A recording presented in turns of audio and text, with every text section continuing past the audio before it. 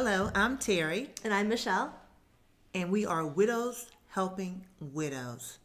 Michelle, the hardest conversation I had with my children thus far is to tell them that their father, their daddy, wasn't coming home because he died on the operating table.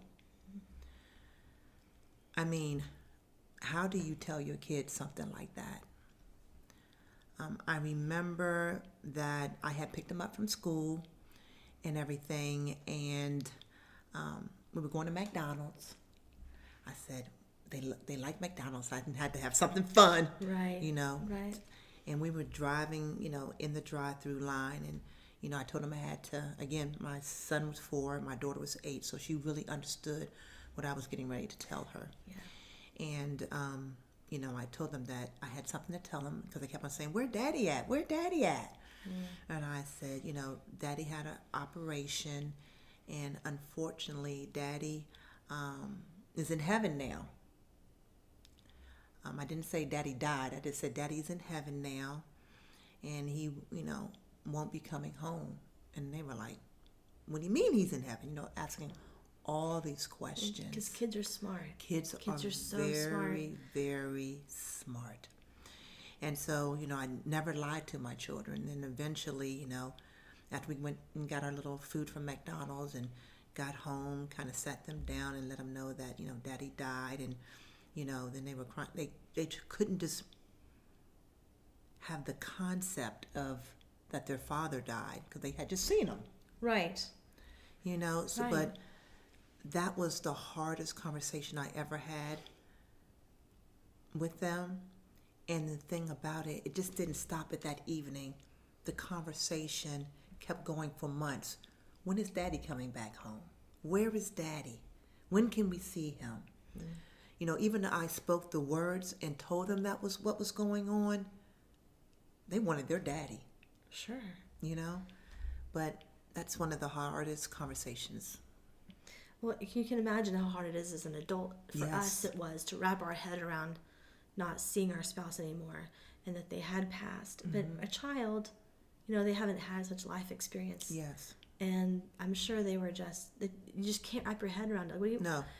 It's just so unbelievable. Yes. When you're so close to somebody. Yes. The thought of never seeing them on this side of heaven again it's hard to imagine It is. until it happens to you. That's exactly right.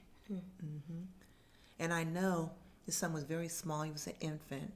But did you, as he started getting older, did you have to have some tough conversations with him? I did. He was very, he was 3 months old. So, people say, well, it's a blessing, that he never knew. And part of it is that he, he didn't know what he was missing, Yeah.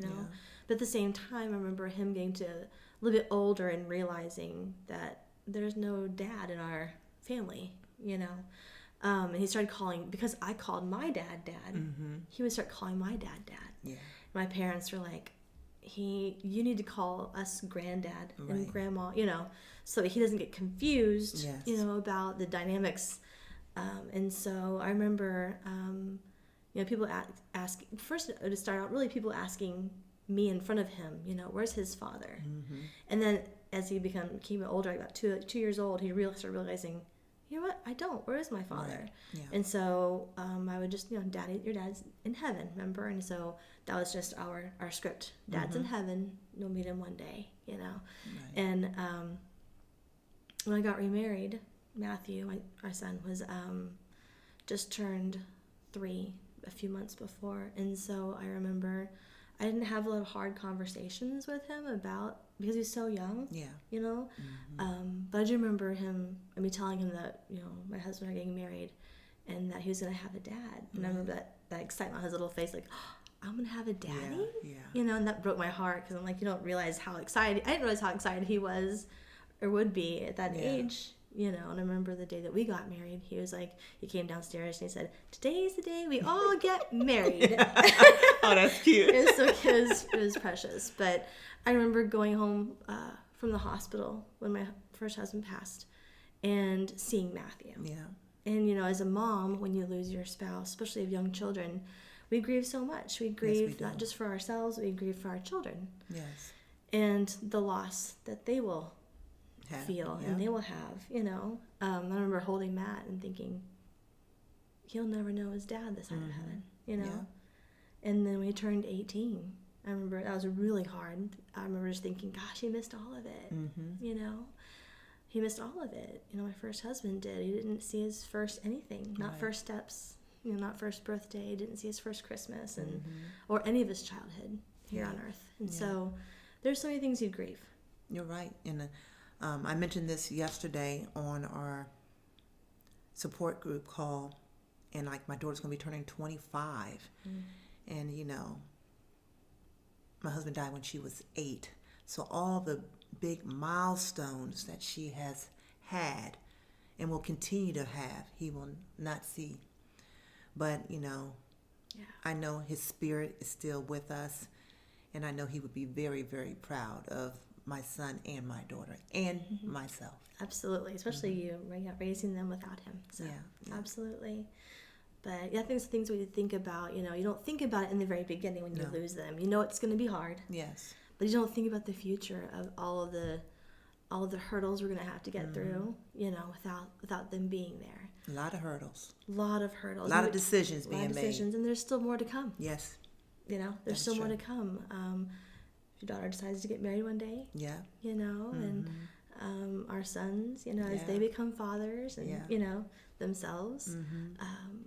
But we know that we have hope.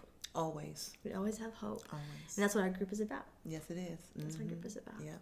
Giving hope to those that have lost their spouse, to know that we are still among the living and we can continue to move forward. But Michelle and I always say you have to do the work. And the work looks different for everybody. But we can help you through that journey.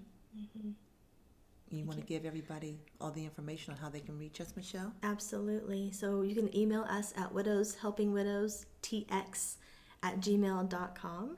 You can also find our support group. We're not counselors, but we lead a support group we have for about 16 years now. Yes. And you can find us on meetup.com, and you just search for Widows Helping Widows in the Frisco, Texas area. We have 2 meetings a month. One is on Zoom.